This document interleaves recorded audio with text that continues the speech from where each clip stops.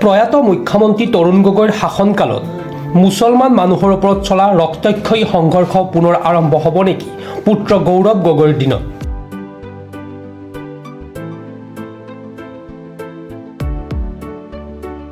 বৰপেটাত কৃষকক গুলীয়াই হত্যা, আমটেঙা, নৰসিংহবাৰী, বাঁশবাৰী, BTCৰ ভাতৃঘাতী সংঘৰ্ষ তৰুণ গগৈৰ দিনতেই সংঘটিত হৈছিল। NRCখন প্ৰস্তুত কৰা নাছিল তৰুণ গগৈৰ কংগ্ৰেছ চৰকাৰে।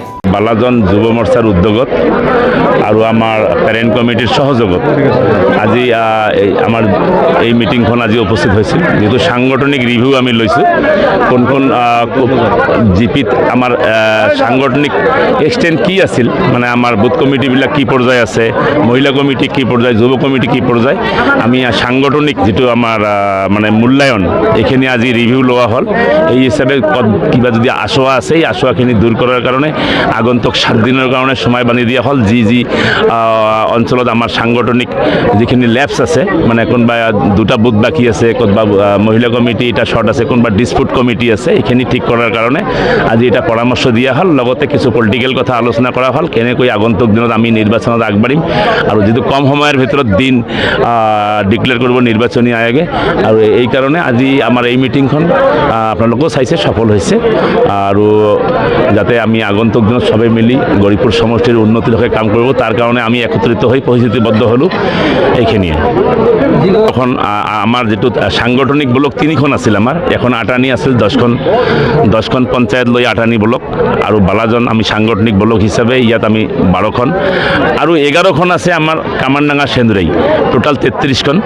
আজি আমাৰ ইয়াৰ আগত আমাৰ এইদিনাখন আমাৰ ৰায়পুৰ জিপিত বানিয়ামাৰী অঞ্চলত আমাৰ এই কামাৰডাঙ্গা সেন্দুৰাইৰ ব্লক এনেকুৱা মিটিংখন হৈছিল, কৰ্মী সভাখন হৈছিল। আজি বালাজনখন হ'ল, নেক্সট আমাৰ আটানি ব্লকৰখন হ'ব। আমি 2টা হ'ল।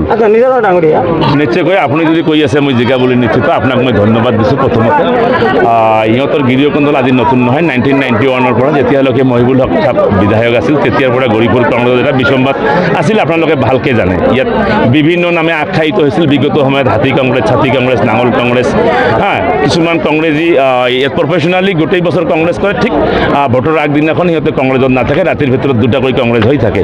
তো তেনেকুৱা বস্তুটো অব্যাহত আছে আজিৰ দিনতো। যিখিনি আপোনালোকে চাই আছে কংগ্ৰেছৰ ওপৰে এইখিনি কিন্তু আচল ৰূপ নহয়।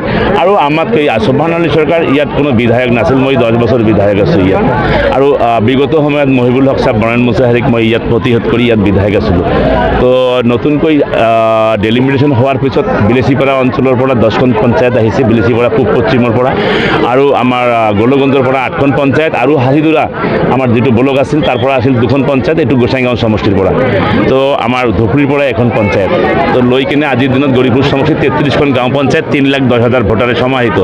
মোৰ বিশ্বাস, দীৰ্ঘ বিশ্বাস, মই জনসাধাৰণৰ কাম কৰিছোঁ, ৰাস্তা ঘাট, দলং, asset creation, school, Anganwadi, health centre, এনেকৈ আদি কৰি আমি কবৰস্থান, ঈদগাহ, শ্মশান, কালভাৰ্ট ইত্যাদি আমি জনসাধাৰণৰ কাম কৰিছোঁ। ৰাইজৰ লগত গুড ৰিলেশ্যন আছে, সংযোগ আছে, আপদে বিপদে দুখে সুখে মই সাথ দিছোঁ। গতিকে মই ভয় কৰাৰ কোনো কথাই নাই। কোনে আহে কোনে নাহে এইবিলাক লুক আউট নহয়, আমি ইলেকশ্যন খেলিম আৰু আমি জিকিম। গৌৰীপুৰৰ পৰা Imran Hussain Sheikh report, Pratah time digital. শদিয়াৰ পৰা ধুবুৰীলৈ, বৰাকৰ পৰা ব্ৰহ্মপুত্ৰলৈ সকলোৰে মাজত চিনাকি এটা নাম প্ৰাতঃ টাইম। থলুৱা ভাষা, কৃষ্টি আৰু সত্য বাতৰিৰ আধাৰত প্ৰতিষ্ঠিত খবৰ প্ৰাতঃ টাইমৰ প্ৰতিটো বা বাতৰি পুংখানুপুংখভাৱে চাবলৈ Facebook, YouTube, website, Twitter, Instagram আৰু ব্লগাৰ পেজত লাইক আৰু ফ'ল'